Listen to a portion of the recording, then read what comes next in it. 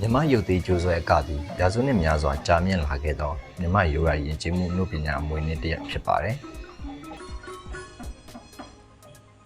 ကျွမ်းကျင်ပညာရှင်တို့လက်ဖြင့်ကျိုးများကိုသေချာစွာထိန်းချုပ်ကာသက်ရှိတဲ့ကဲ့သို့လှုပ်ရှားစေသောယုတ်သေးပညာမှတစ်ဆင့်မြန်မာသမိုင်းဘာသာရေးလူမှုဘဝတို့ကိုဖော်ပြပေးနိုင်ခဲ့သောအမှုပညာတစ်ရပ်လည်းဖြစ်ပါတယ်။ယုတ်သေးကျိုးဆွဲအက၏အစပြုခဲ့သောခေတ်သည်ပကံခေတ်ဖြစ်ပြီးထိုအချိန်ကဖျားပွဲများနတ်ပွဲများနှင့်ဘာသာရေးဆိုင်ရာဇာတ်တော်များကိုလူအများအားနားလည်လွယ်စေရန်ရုပ်သေးဖြင့်ဖျော်ဖြေခဲ့ကြပါတယ်။အချိန်ကြာမြင့်စွာတိုးတက်လာသည့်နှင့်အမျှရုပ်သေးအကသည်ရိုးရာဖျော်ဖြေရေးတစ်ခုသာမကပညာပေးယဉ်ကျေးမှုထိန်းသိမ်းရေးအမှုပညာဖြစ်ရေးပါလာခဲ့ပါတယ်။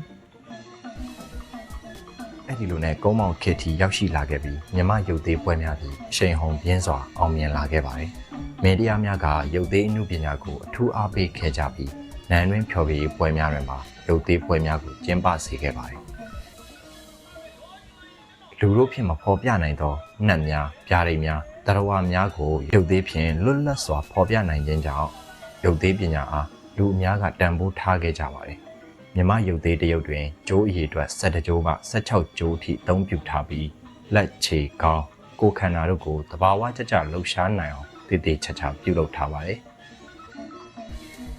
မင်းနှင့်မိဖုရားမင်းသားနှင့်မင်းသမီးဇက်လိုက်နှင့်လူချမ်းလူပြက်နှင့်တယောဇက်ကောင်များတိရစ္ဆာန်များအထိပုံဖော်ဖန်တီးခဲ့ကြပြီးဖျော်ဖြေခဲ့ကြပါတယ်။ဖျော်ဖြေသည့်ဇက်လန်းများတွင်လည်းဇက်ကြီးများဖျားဇက်တော်များတပိုင်းဇက်လန်းများလူမှုဘဝကိုတရုပ်ဖော်ပြသည့်ဇက်များကိုမြမတီဝိုင်းတန်စင်များနှင့်ပေါင်းဆက်ကဖျော်ဖြေခဲ့ကြပါတယ်။ရုပ်သေးအမှုပညာသည်ကြီးစုခံစားသူအားပျော်ရွှင်စေသလိုအသိပညာနှင့်သင်ခန်းစာများကိုပါပေးစွမ်းနိုင်ခဲ့ပါတယ်။ယနေ့ခေတ်သစ်ကိုရောက်လာတဲ့အခါမှာတော့ရုပ်ရှင်ရုပ်မြင်သံကြားဤပညာများကြောင့်ရုပ်သေးပွဲများကိုလူကြိုက်တဖြည်းဖြည်းလျော့နှဲလာတဲ့ကဲ့သို့ရုပ်သေးအကကိုမတိသောသူများပင်ရှိလာခဲ့ပါတယ်